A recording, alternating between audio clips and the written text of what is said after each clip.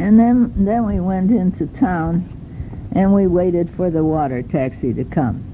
And it was dark, and the stars were coming out. They're just beautiful. They have so many stars in the tropical countries. I don't know if they can see them better, if they're closer to the stars or what, or if there's, maybe because there's no big cities, there's not that much light on the face of the earth, you know, but the stars are so beautiful.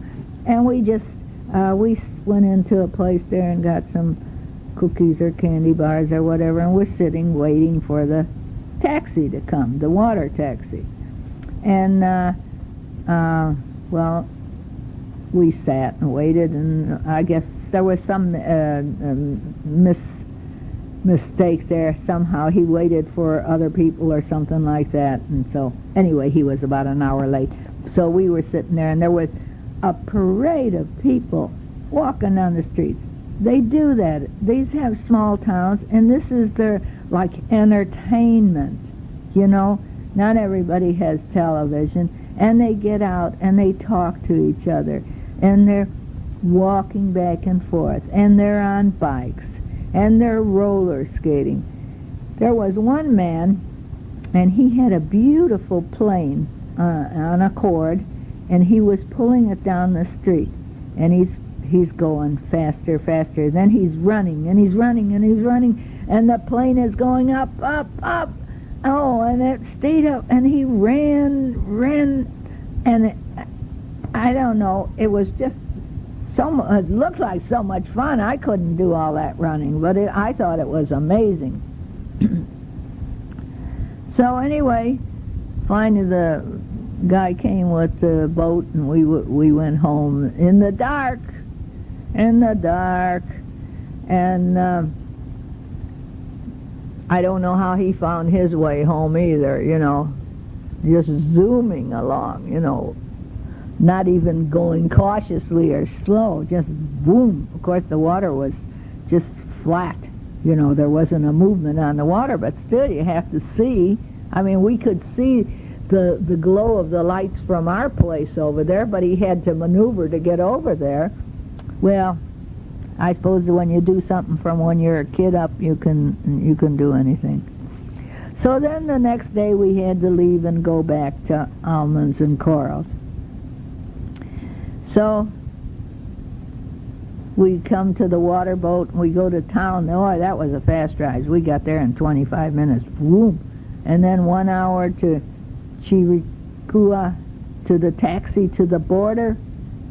And we had our same border, the one with the 2 gold teeth. We had him, and I took his picture then that day, you know.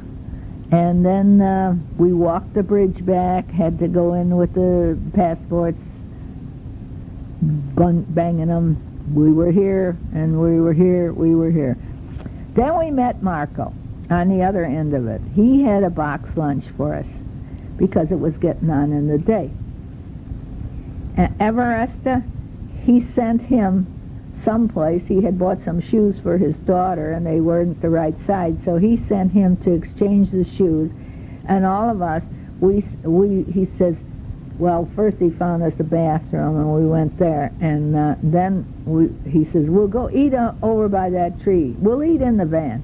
So we ate in the van, and we had the doors open, and we're all sitting there eating and talking, and here comes this man. He comes in up, and he says something to Marco, and Marco says something to him, and then the man goes and sits under the tree, and he says he's a drinking man, a drunkard, I guess, and he says he's just going to sit there, and if we have something left over, he'll take it in the line of food. And then he says he's going to go to the river and wash and take a shower in the water, you know, and clean up. So, gosh, they had packed so much in the lunch, it was impossible. I don't know what they think of.